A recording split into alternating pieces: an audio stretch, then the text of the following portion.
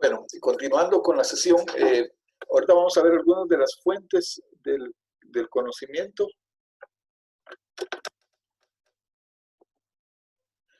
Porque el conocimiento se encuentra principalmente en la acción práctica, ¿sí?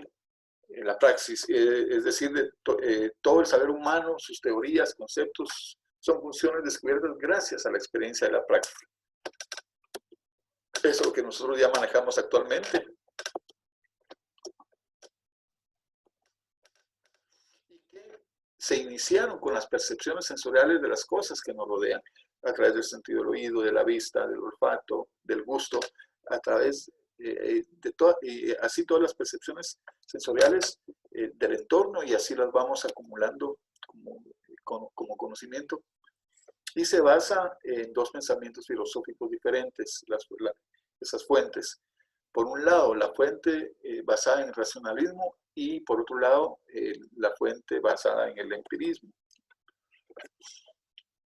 El racionalismo, sí, para solo diferenciar ambos, el racionalismo se tiene el conocimiento se tiene que el único conocimiento válido es el que nos ofrece la razón por medio de mecanismos de análisis y síntesis, ¿sí?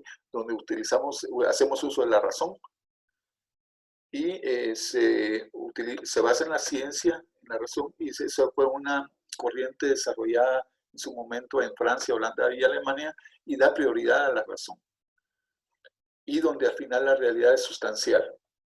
Mientras que el empirismo menciona o describe que la única forma válida del conocimiento es la realidad. Del conocimiento de la realidad es a través de los sentidos, un poco lo que acabamos de ver. Y se basa en la experiencia, y fue una corriente desarrollada por los ingleses cuando empezaron a trabajarla, y da prioridad a la experiencia y al método experimental. Al final, la sustancia es fruto de la imaginación.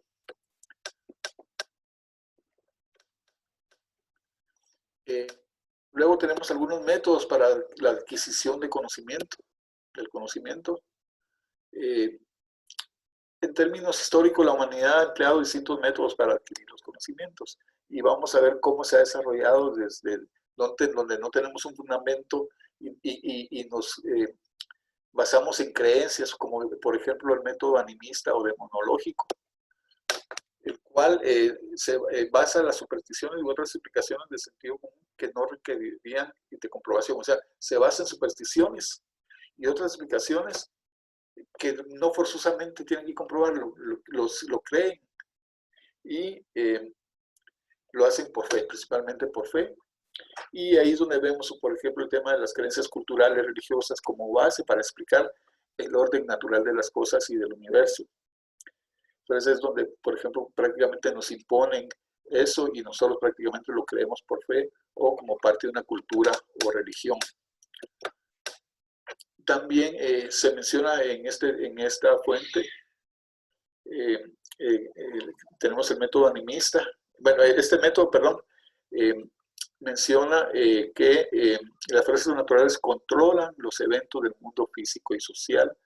Es donde surgen dioses, divinidades, espíritus, entidades, demonios que afectan el alma de las personas, y de igual forma controlan la naturaleza.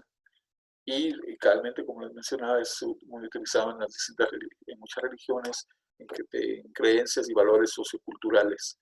La cosmovisión que se tiene, por ejemplo, de algunos pueblos a través de sus conocimientos ancestrales en general. Por otro lado, también tenemos el método deductivo. Este método plantea que el universo tiene que ser entendido desde la reflexión y nuestros sentidos, y hoy día sigue siendo el método basado en que se basa la filosofía y muchas de las artes.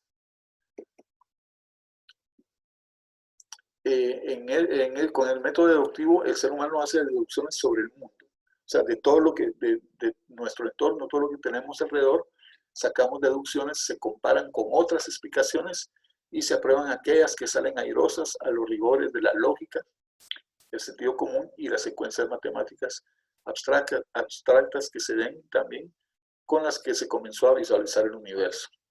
Entonces, prácticamente de todo el entorno, de todo lo general, nosotros vamos a explicar de forma particular todo lo que está en nuestro entorno. Por eso es un método deductivo. De lo general nos vamos a lo particular.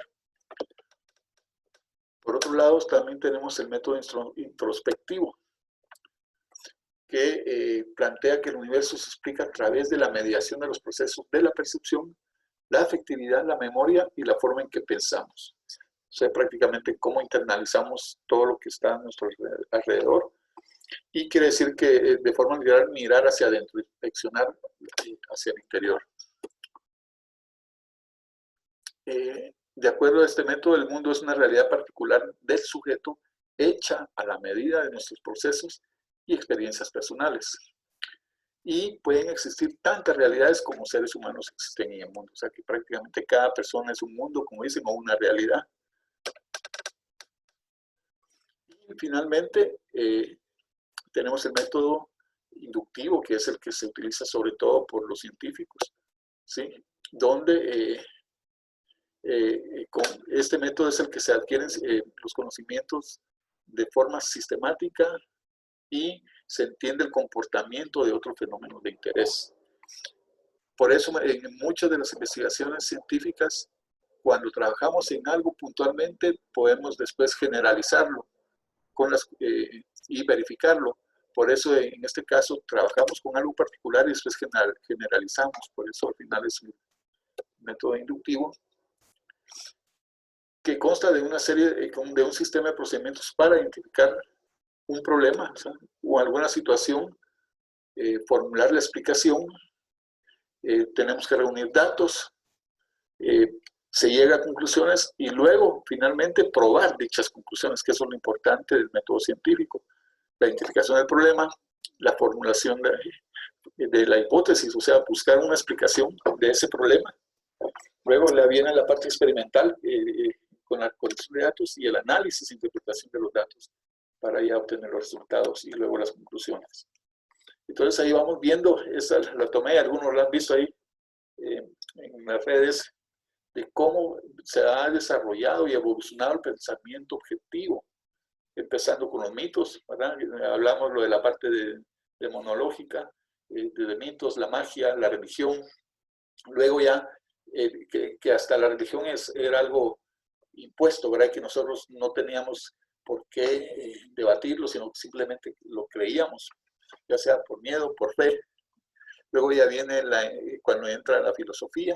Todo eso, ¿se recuerdan? Lo vieron ustedes en epistemología y evolución de la ciencia. Después ya se trabaja con el sentido común, incluye la estética, el arte y al final ya trabajar con la ciencia a través del método científico.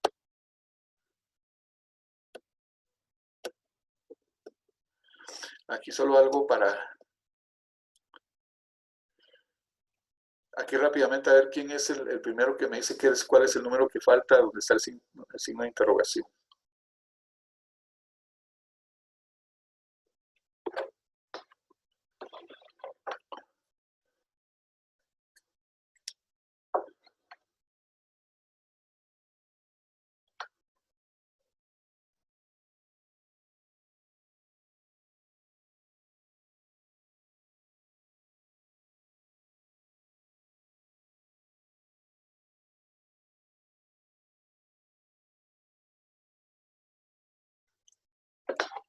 ¿Alguien ya identificó qué número falta?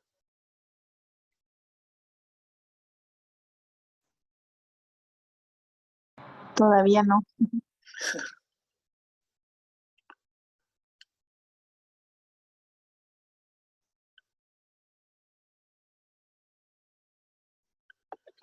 Hay un orden que establece ahí. También es 17, ¿no?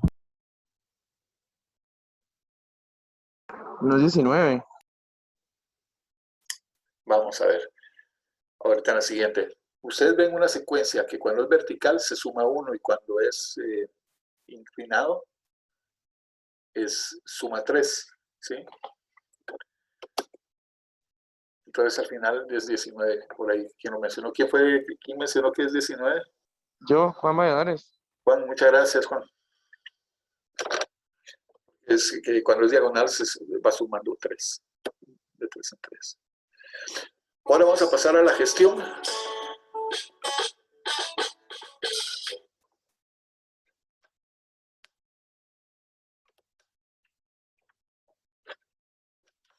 ¿Alguien que me pueda adelantar a qué se refiere? En sus palabras, cómo define la palabra gestión?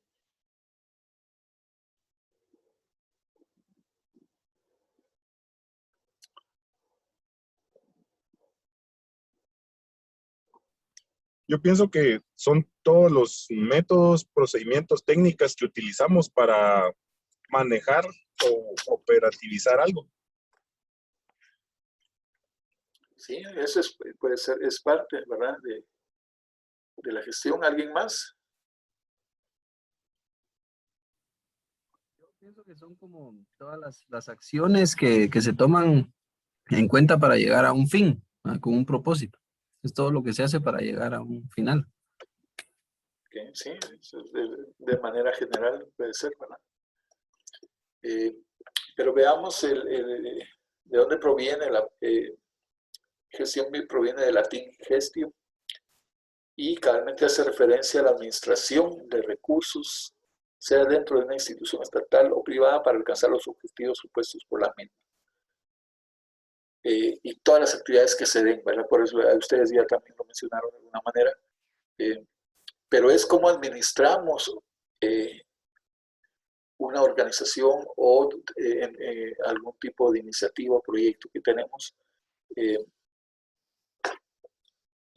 para alcanzar sus objetivos supuestos. Por ejemplo, cuando hablamos de la gestión de las áreas protegidas, ¿verdad? En su momento me ha tocado trabajar, se refiere realmente cómo administramos esos recursos, ¿verdad? Esas áreas protegidas, desde la parte financiera, de la parte organizacional, la parte física, para alcanzar los objetivos propuestos, que es la conservación de esa biodiversidad o el mantenimiento de esas áreas protegidas. Para ello, pues uno o más individuos dirigen los proyectos laborales de otras personas para poder mejorar los resultados, que de otra manera no podrían ser obtenidos. O sea, sí se requiere de alguien que dirija, ¿verdad? Como un director de orquesta, para poder llevarlo a cabo. Entonces vamos a ver algunos instrumentos de gestión. Porque la gestión se sirve de una serie de instrumentos. Los que hacen, por ejemplo, referencia al control y mejoramiento de los procesos. También tenemos los instrumentos que se encargan de conservar los datos y los que sirven para afianzar datos y poder tomar decisiones acertadas. Eso es muy, porque al final lo que nos sirve con la gestión nos ayuda a la toma de decisiones para también alcanzar esos objetivos. Es importante conocer que estas herramientas varían a lo largo de los años, es decir, no son estáticas, sobre todo aquellas que refieren al mundo de la informática. Y por eso muchas planificaciones que se dan, principalmente las estratégicas, cuando son, por ejemplo, el tema educativo, sí pueden ser de largo plazo, de 5, 10 años, 20 años. Por ejemplo, la Universidad de San Carlos tiene un plan de desarrollo que es de 20 años, o el famoso plan CATUM que tenemos a nivel de gobierno, pero, por ejemplo, empresas u organizaciones que trabajan en informática son planes que pueden ser de 5 años y mucho, o cada 2 años, por los mismos cambios que se dan en la tecnología. Es por ello que los gestores deben cambiar los instrumentos que utilizan a menudo.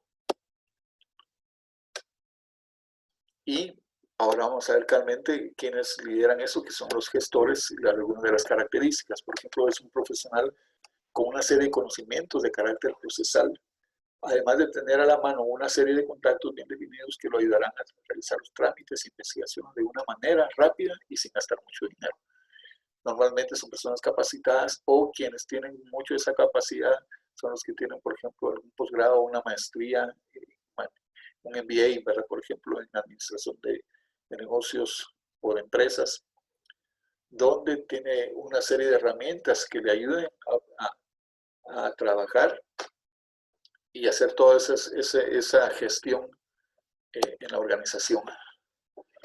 Y dependiendo del contexto donde se encuentra, el gestor deberá contar con ciertos conocimientos relacionados al sector a investigar, es donde ya encontramos a los especialistas, ¿verdad? Por ejemplo, un ministro de salud, pues normalmente se busca a alguien que conozca el tema, cómo funciona el sistema de salud, ¿verdad? Hay ciertas excepciones, ¿se recuerdan? No sé si se recuerdan, creo que fue en la época de Álvaro Arzú, donde el ministro de salud era un ingeniero, y pues él pues hizo una buena gestión porque hizo mucha reingeniería en el tema de salud. Pero siempre se busca los expertos y los que tienen el conocimiento para poder dirigir desarrollar esa gestión. Sin embargo, la actividad de un gestor, más que conocimiento, necesita de una gran sociabilidad por parte de quien lo realiza. Buenas relaciones interpersonales y saber dirigir los grupos.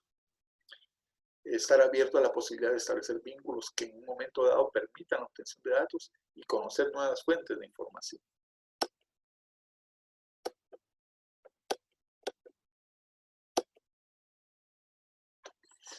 Ahora vamos a ver, por ejemplo, cómo podemos dividir la gestión en etapas. Y aquí es donde encontramos inicialmente la planificación, que es la etapa donde se fijarán los objetivos a corto y largo plazo y el modo en que serán alcanzados. Y es a partir de esa organización donde se determinarán el resto de las etapas. Entonces, esta parte inicial, que es la planificación, es muy importante, sobre todo para conocer el alcance que puede tener esa gestión en una organización o en alguna implementación de algún proyecto. Luego tenemos después de la planificación, es necesario contar o crear una estructura organizativa y se determina detalladamente el procedimiento para alcanzar los objetivos formulados anteriormente. Entonces aquí se tiene que definir bien una estructura, cómo lo vamos a trabajar, si de manera vertical o horizontal, analizar bien todas las relaciones que se dan internamente en el trabajo. Luego, pues, tenemos el liderazgo, ¿verdad? Se intenta que el personal posea una dirección y motivación de tal manera que resulte posible alcanzar los objetivos, sobre todo, pues, a través de ese gestor y del liderazgo que tienen que dar principalmente el consejo o el cuerpo directivo, las juntas directivas o los que están en alto nivel, que son los que tienen que promover ese liderazgo, esa gestión. Y pues también tenemos el control que donde se verifica si la planificación es respetada y los objetivos son cumplidos, debiendo realizar ciertas correcciones o direcciones si no se han cumplido, pues eso es muy importante, ¿verdad? Es un mecanismo de control que se tienen que dar en toda gestión, conocimiento. Y por eso es muy importante tener claro y diferenciar qué es planeación y qué es planificación. ¿Alguien que me pueda hacer ver esa diferencia con sus palabras?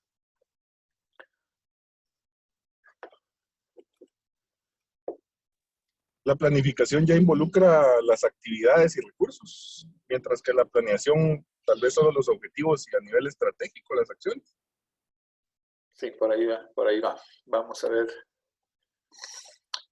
Y sobre todo, porque la planeación lo vemos más estratégicamente, más de manera general, que es la acción de trazar un plan, principalmente en los planes estratégicos. Por eso el término que se utiliza a nivel estratégico es planeación estratégica. Es el proceso donde ya se relacionan necesidades, medios y fines en un tiempo determinado. Y la planificación es pensar a futuro en algo que queremos lograr y al mismo tiempo determinar una serie de acciones y actividades que se encaminen a lograr lo que planeamos, los famosos planes operativos, ¿verdad? Principalmente anuales o bianuales, que se están utilizando mucho en el gobierno, donde prácticamente definimos una serie de actividades para alcanzar los objetivos de mediano y largo plazo. Además, la planificación implica un proceso de toma de decisiones, de previsión y de conocimiento del impacto que tendrá en el futuro cada decisión. Por eso es muy importante planificar toda organización no vive del día a día, sino que es necesario trabajar en esa planificación. Y vamos a ver, creo que en la sesión 6, ya todo el proceso de planeación estratégica, cómo eso lo han aprovechado y utilizado las distintas organizaciones, tanto empresariales como organizaciones, tanto de gobierno como también de la sociedad civil. Entonces, al final, pues, la planificación es un conjunto de planes más la toma de decisiones.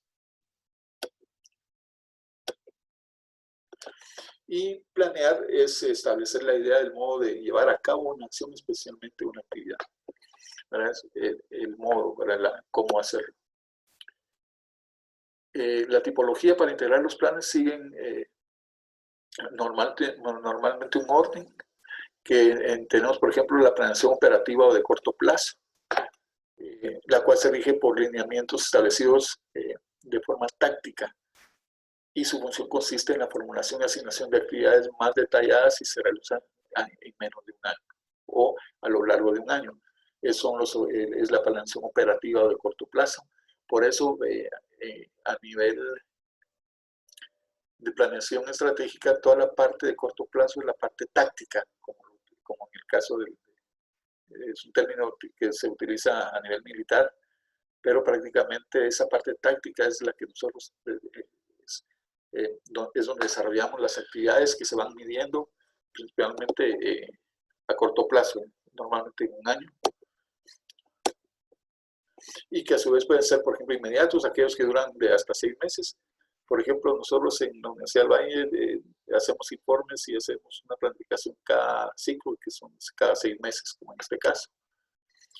Otros que son inmediatos, aquellos que se trabajan entre 6 y 12 meses, prácticamente los que son anuales. Incluso hay muchas actividades por ejemplo, instituciones de gobierno, que normalmente el horizonte de tiempo inmediato no alcanza en un año, entonces prácticamente se trabaja con planificación bianual. Incluso los proyectos que trabajan, ustedes si han escuchado de Senacid, con los proyectos que financian, prácticamente la idea es trabajar ahora de forma bianual para que si realmente se aproveche, porque siempre hay problemas administrativos con ese cambio de año.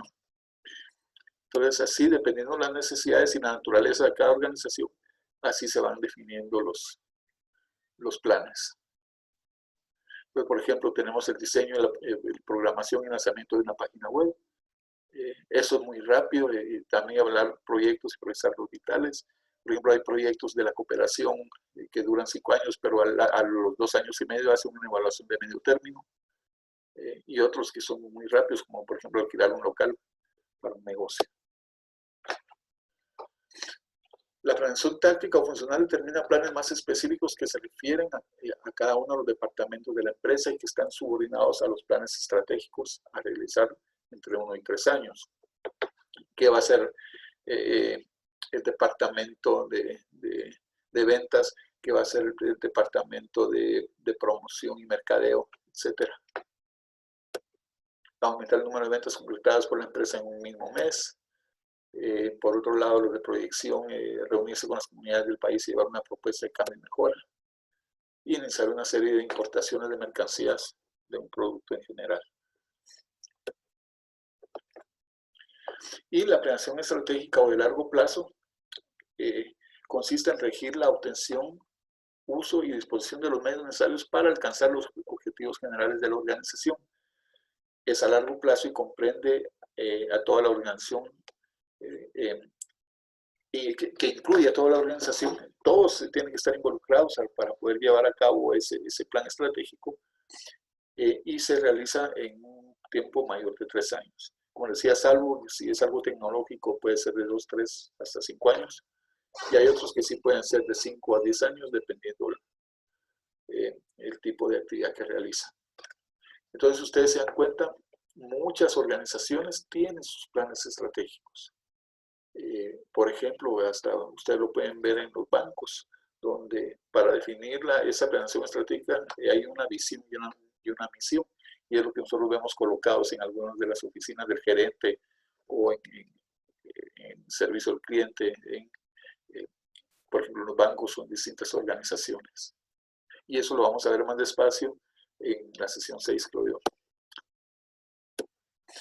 Entonces, por eso la visión a largo plazo es cómo nos vemos nosotros en un horizonte de tiempo de 5 a 10 años, por decirles, ser líder en las ventas del ramo de la empresa, expandir el negocio a nivel centroamericano o latinoamericano, eso es ya más de largo plazo, posicionar a la empresa como la más importante en cuanto a desarrollo de tecnología en Guatemala. Eso es algo que lleva tiempo. Ahora vamos a pasar a ver algunos de los principios que rigen, que sirven de guía a la acción administrativa de la planeación.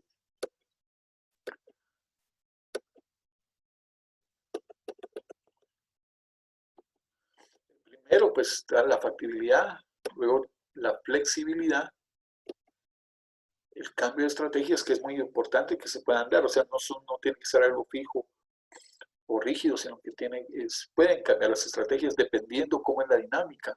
Y por eso es muy importante hacer el análisis del entorno, que vamos a ver más adelante cómo del entorno vamos tomando una serie de datos, de la información, del conocimiento, para poder definir las estrategias. Sobre todo en países que son muy cambiantes, donde la dinámica social es muy compleja, ¿verdad? Como en el caso de Guatemala. Países como Ecuador, que en su momento tenían golpes de Estado cada 2 años, y entonces cambiaba la dinámica social. El otro principio es la objetividad y cuantificación. No hay que perder la objetividad y sobre todo cuantificar los resultados que tenemos. Y el otro es la unidad, el otro principio. Entonces tenemos estos 5 principios: factibilidad, flexibilidad, cambio de estrategias, objetividad y cuantificación, y la unidad. Al final, la factibilidad es lo que se planea, nos dice que lo que se planea debe ser realizable, ¿sí? Prácticamente cualquier iniciativa que tenemos y que no vamos a poder realizar, prácticamente tenemos que cambiar esa proyección de forma que sí sea factible poder realizarla. A veces hay muchas situaciones, sobre todo en el tema de salud, ¿verdad?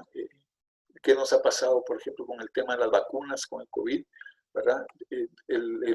Se deben definir estrategias para ver cuál es mejor de la factibilidad en el tema de la vacunación, ¿verdad? Porque sí, no hay que hacerlo de forma organizada, sino que sí tiene que planificar bien con qué recursos contamos. O sea,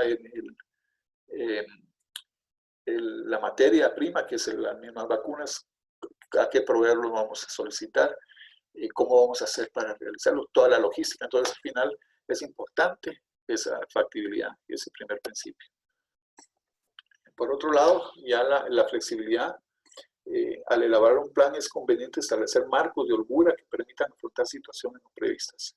Y si seguimos con el ejemplo de la vacuna, igual hay situaciones no previstas con el tema de que nos viene hoy una marca o un tipo de vacuna y después otra, entonces hay que, o el tiempo en que se tarda en venir, entonces es muy importante, sobre todo en la planificación que se tiene con las edades que se había trabajado.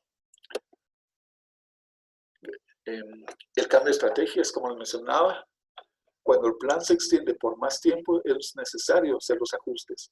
Hay que rehacerlo si es necesario para ajustarlo a la nueva realidad. Y la objetividad y cuantificación es necesario basarse en datos reales, razonamientos precisos y exactos, y nunca en opiniones subjetivas, especulaciones o cálculos arbitrarios. Por eso es importante, pues, mantener siempre esa objetividad y siempre tener toda la información cuantificable que nos ayude a cuantificar los resultados y el trabajo. Y la unidad, al final, pues este último principio, todos los planes deben integrarse en un plan general de la organización donde todos estén involucrados. Entonces, en el caso, ya entrando un poco, esto es como es una introducción, ¿verdad? Por ejemplo, tenemos el caso de la planeación estratégica. o de forma estratégica, donde, como les decía, primero hay que tener claro cuál es la misión de la organización, el qué hacer de la organización. Por ejemplo, en una institución de gobierno es importante, eso está establecido en el acuerdo de creación, ya sea una ley o un acuerdo gubernativo, ahí se define la misión. Luego la visión es lo que nosotros queremos alcanzar en esos 5 o 10 años, ahora en ese horizonte de tiempo, de cómo nos vamos a ver en ese tiempo. Luego el propósito de la organización, muy importante. ¿Qué es lo que también nos estamos proponiendo? Las premisas, objetivos, para definir las estrategias a seguir. Se establecen políticas, programas, y luego los presupuestos y los procedimientos, toda la parte operativa. ¿Alguien me podría dar la definición de políticas? ¿Cómo definen las políticas? No la política, sino que las políticas. ¿Qué son las políticas?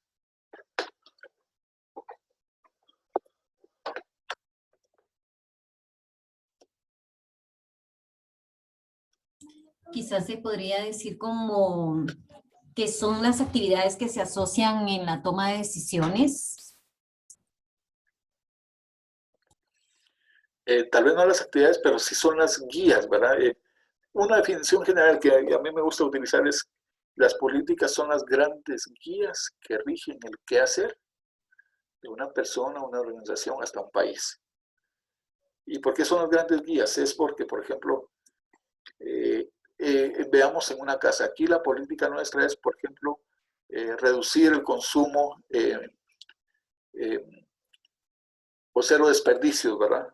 Eso es una guía que nos dice, bueno, aquí tenemos que aprovechar bien todo lo que hacemos y cocinamos, y lo que no se come se guarda y se utiliza en la noche para con otra comida, ¿verdad? La política por ejemplo, que tienen los padres con los hijos, bueno, aquí la política es que después de estudiar hacen las tareas y después ya pueden salir a jugar, ¿verdad? Entonces, al fin, y así se tienen las políticas, y ya cuando lo trasladamos a nivel de país, la política nacional de salud, cuáles son esas guías que rigen las actividades en el tema de salud, la política de ambiente, cuál va a ser las guías y lo que va a regir el qué hacer de nuestro país. Por ejemplo, Costa Rica tiene claro que es un país amigable, es un país con el ambiente, es un país verde, y prácticamente todas las políticas están alineadas a ese propósito, a esa visión de largo plazo de ser un país verde, y por eso cada gobierno que pasa respeta esas políticas, porque son políticas de Estado. Y por eso Costa Rica en 30, 40 años se ha posicionado en ese sentido, y cada gobierno lo respeta. Y en cambio, por ejemplo, en nuestro caso, son políticas de gobierno, no son de Estado, porque cada 4 años se cambia el gobierno, cambian las políticas. Por eso es muy importante ese famoso plan que ya había iniciado, creo que Álvaro Colón, que era el BACTUM, y luego con Otto Pérez fue el CATUM, y se mantuvo con Jimmy, con Yamatei, el CATUM, que esperemos que al final se respete, y así nos dé el norte, qué es lo que queremos para desarrollar el país de manera general.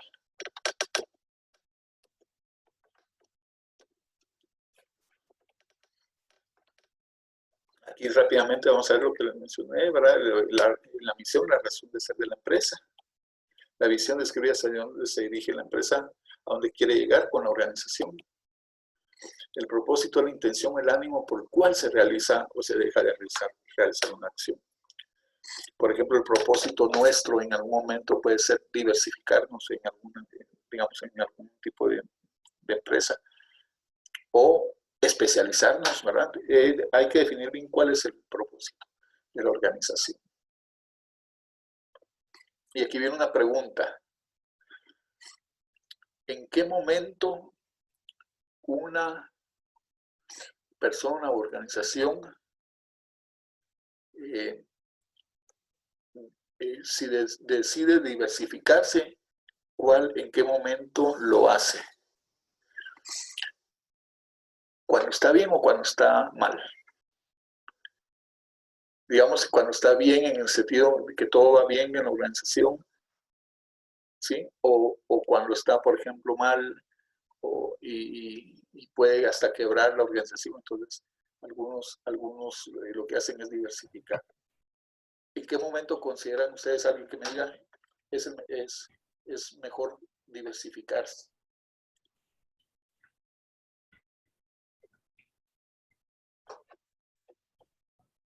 Creo que es algo predecible en el sentido de que buscamos estar bien para poder dar el siguiente paso y tratamos de evitar lo más que se pueda correr riesgos. Estando mal, sería muy difícil buscar esa diversificación.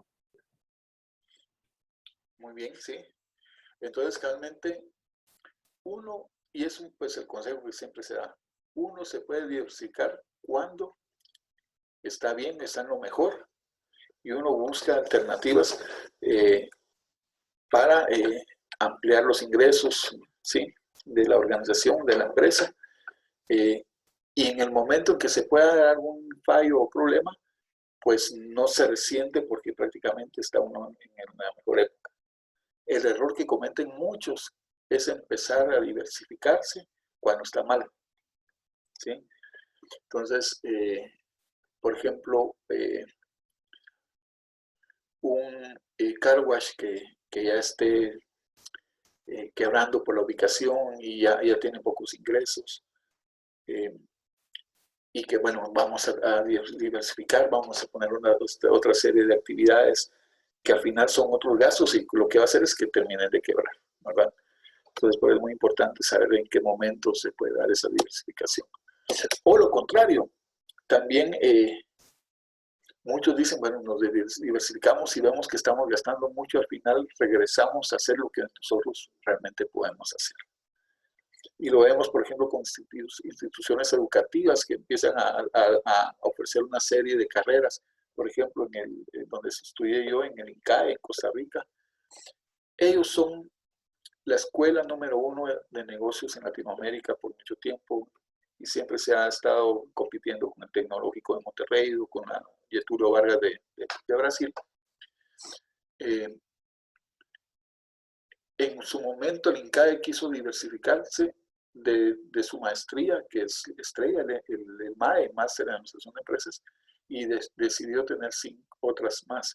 El máster en Economía Empresarial, el máster en Administración de Recursos Naturales, el máster en Administración de la Industria y Tecnología. Pero vieron que se les estaba saliendo las manos y era muy costoso porque había que ampliar el número de profesores. Y también al final ellos estuvieron trabajando como 10 años así y al final decidieron regresar a lo que ellos realmente son buenos para hacer y es de formar MAES, ¿verdad? Máster en Administración de Empresas. Claro, en algunos ya con algún tipo de énfasis en Administración de Recursos Naturales o en Desarrollo Sostenible o en Empresarial, pero regresaron a hacer lo que realmente son buenos. Y por eso dicen zapatero a tu zapato. Premisa, pues el resultado de un razonamiento que puede ser verdadero o falso y que permite determinar una conclusión. Los objetivos, pues al final lo que se desea llegar o la meta que se pretende lograr. Las estrategias, que es una serie de acciones planificadas, un conjunto de acciones planificadas que ayudan a tomar decisiones y a conseguir los mejores resultados. Normalmente en las empresas se tienen como dos grandes estrategias para cómo competir en el mercado, ¿sí? Una es ser líder en costos y el otro es especializarse. Entonces, por ejemplo, el que es líder de costos es el que tiene que vender mucho porque los precios son bajos y es más por cantidad. Entonces tenemos los supermercados, las tiendas que venden muchas cosas y que el margen es corto, pero con esa cantidad ellos y mucho volumen van teniendo resultados. En cambio, la especialización es donde ya trabajamos en un producto, le agregamos valor y prácticamente la gente está en la disposición de pagar ese valor. Entonces, por ejemplo, tenemos carros chinos que se pueden vender en cantidades y son más baratos, pero ya comprar, por ejemplo, o pensar en Toyota, pero ya el Lexus, que es la parte fina del Toyota, ya tiene una serie de características y valor agregado que la gente paga por eso. Entonces tenemos esos tipos de dos estrategias en general. La política, como les mencionaba, pues aquí está otra definición, que es una actividad orientada en forma ideológica a la toma de decisiones de un grupo para alcanzar ciertos objetivos. Pero para mí, lo más fácil es esas grandes guías que orientan el quehacer de una persona, institución o país. Luego los programas, que prácticamente ahí se agrupan una serie de planes o proyectos organizados de las distintas como parte de las actividades que se realizarán. El presupuesto es muy importante y eso lo vamos a ver también en su momento, cómo se trabaja a nivel de presupuesto en la previsión, proyección y estimación de gastos, cuyo objetivo es cumplir con la meta prefijada. Es muy importante que el presupuesto se defina para cada acción o proyecto que se dé en la gestión y no que nos den un presupuesto y nosotros lo tenemos que ajustar porque entonces de nada sirve. Entonces, en todo el proceso de planificación, el presupuesto tiene que reflejar lo que ustedes están prácticamente proyectando. Aquí, por ejemplo, en gobierno, quienes han trabajado o trabajan en gobierno, es lo contrario. Ahora dicen, aquí está el techo, ustedes tienen 200,000, 500,000 o 1,500,000 para este año y ustedes tienen que adecuar sus actividades a eso para que ustedes puedan y ejecutar el presupuesto. Pero en la planificación o planeación estratégica, el presupuesto debe salir de las actividades que se han propuesto o planificado. Los procedimientos, que son los conjuntos de acciones que tienen que realizarse todas de igual forma para obtener los mismos resultados bajo las mismas circunstancias, y ahí donde normalmente en cada organización es donde piden los manuales de procedimientos.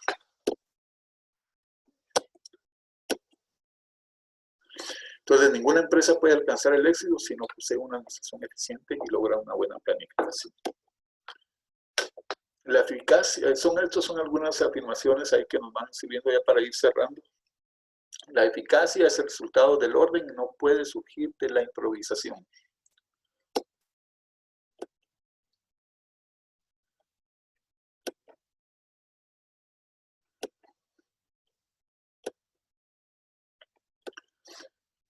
La eficiencia se define como la capacidad de disponer de alguien o de algo para conseguir un efecto determinado. Y la eficacia es la capacidad de lograr el efecto que se desea o se espera con el menor número de errores, con los mejores métodos conocidos y con el menor desperdicio y oportunamente.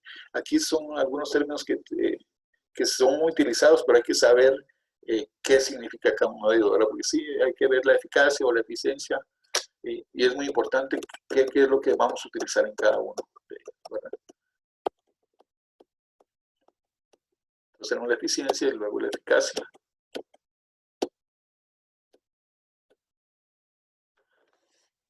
Entonces, con la eficiencia puedes trabajar muy rápido, pero quizás no estés haciendo las cosas bien. O sea, yo puedo ser eficiente, pero realmente puede ser que esté en otra cosa y que realmente ese no agregue valor a la organización. Y eficaz es hacer las cosas bien con los mejores métodos posibles para lograr el objetivo.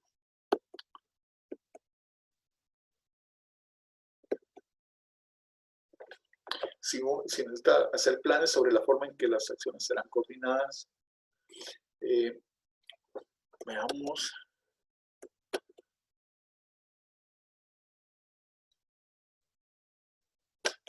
Bueno, aquí yo creo que vamos a ir terminando. Lo que sí me gustaría ahorita es hacer un pequeño examen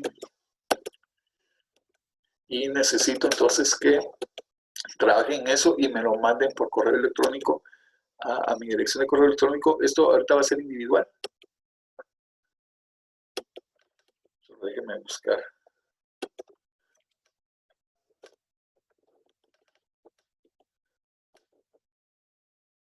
Aquí estamos ya.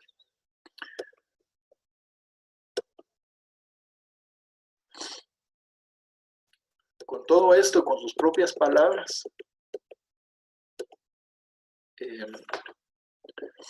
Si quieren vayan anotando ahí, porque solo quiero que me definan algunas y me lo manden. Eso me va a servir sobre todo para que ya me quede el dato de su correo electrónico.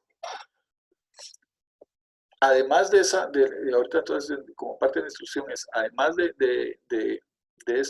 lo que me manden individualmente, sí necesito que cada grupo, alguien de cada grupo me mande un correo que incluya el número de grupo y los integrantes, pero en el correo que les ponga también copia al resto del grupo, ¿sí? O sea que el correo va a ir hacia mí, pero con copia al resto del grupo. Eso quiere decir que yo le puedo dar un replay all, ¿verdad? Responder a todos, y entonces ya es más fácil darle seguimiento, ¿sí? Pero en este caso, vayan anotando qué necesito que me respondan con sus propias palabras. Entonces, primero, en primer lugar, ¿qué es el conocimiento?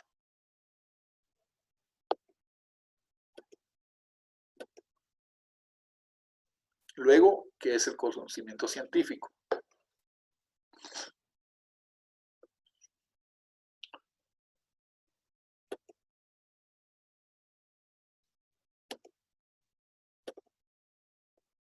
Luego, en sus propias palabras, ¿qué es la gestión? Algunos de ustedes ya lo habían mencionado y lo vimos, pero ahorita con lo que a ustedes se les quedó, ¿cómo definen la palabra gestión?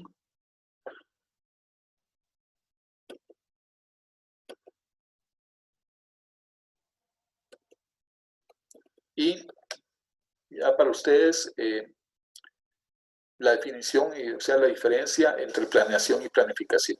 Esos son. ¿Estamos? ¿Ya lo anotaron ahí? Repito. ¿Qué es el conocimiento? Es uno. ¿Qué es el conocimiento científico para ustedes? Dos. ¿Qué es la gestión? Tres. Y la diferencia entre planeación y planificación. 4 preguntas necesito que me respondan. Y que me lo manden por correo electrónico, ya sea en el cuerpo del correo o si lo trabajan en Word, lo adjuntan. ¿Sí? Que es un examen corto, pero más que todo para ver cómo asimilaron ustedes, cómo entienden esta primera unidad y para que ya me quede el correo de cada uno de ustedes. Aquí está el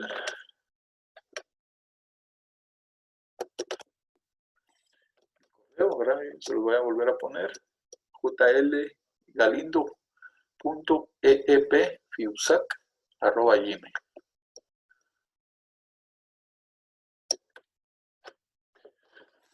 Entonces, lo que vamos a hacer ahorita, en lo que responden, les voy a dejar unos 10 minutos y prácticamente terminamos, pero sí voy a hacer ahorita la captura de pantallas. Entonces necesito que los que puedan activar su cámara, la activen.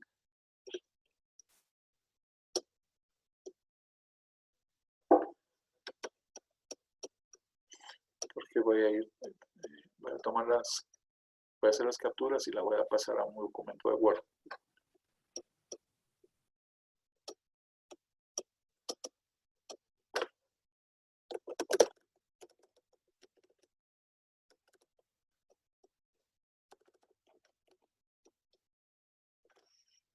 Ahorita voy a sacar la primera captura.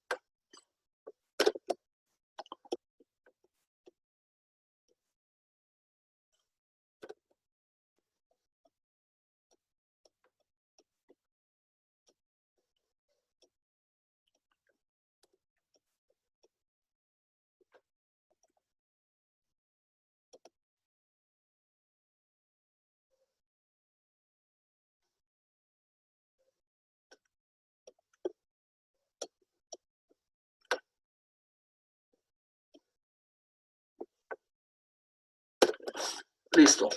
Entonces, les dejo esa tarea para que me lo manden por correo, me queden, y entonces les encargo que también por cada grupo me manden ese correo, haciéndome ver quiénes son los integrantes y con copia al resto del grupo. Así ya me queda registrado el correo individualmente y por grupo, para cualquier comunicación que tengamos en las siguientes clases. Entonces voy a dejar ahorita abierto esos 10 minutos en lo que terminan, me mandan el correo y prácticamente finalizamos la clase del día de hoy. Mucho gusto y nos estamos viendo la otra semana. No sé si hay alguna pregunta, consulta o comentario. Yo anoté personas que tuvieron que salir, ¿verdad? Por alguna emergencia. Cualquier información, ya sea que ustedes lo tengan, por ejemplo, a veces me escriben, mire, el próximo sábado no voy a estar o voy a estar solo. Entonces es importante que me manden el correo para que yo ya lo tome en cuenta para que no les afecte a ustedes con la asistencia. Así que mucho gusto y les dejo acá y quedo pendiente de recibir los correos y que pasen un feliz fin de semana. Lixo, ¿nos podría dar su correo de nuevo? Sí. Yo tengo una pregunta. ¿Este correo hasta cuándo lo tenemos para mandarlo? Pues la idea es ahorita, digamos, que lo tomen como un examen ahorita de acá para que lo terminen y me lo mandan, ¿verdad? Antes de que termine el horario que tenemos hasta la 1 de la tarde. Sería hasta antes de la 1. Muy bien, gracias. Ahorita le estoy escribiendo aquí el correo. Mira.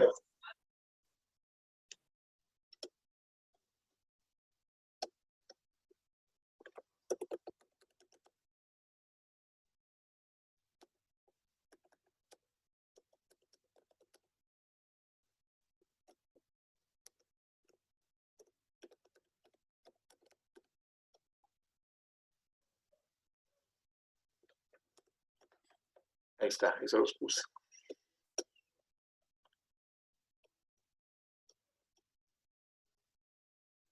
Igual yo voy a estar acá por cualquier cosa y si hay alguna consulta para que ya luego cerrar la sesión unos 5 minutos antes 10 minutos antes de la 1.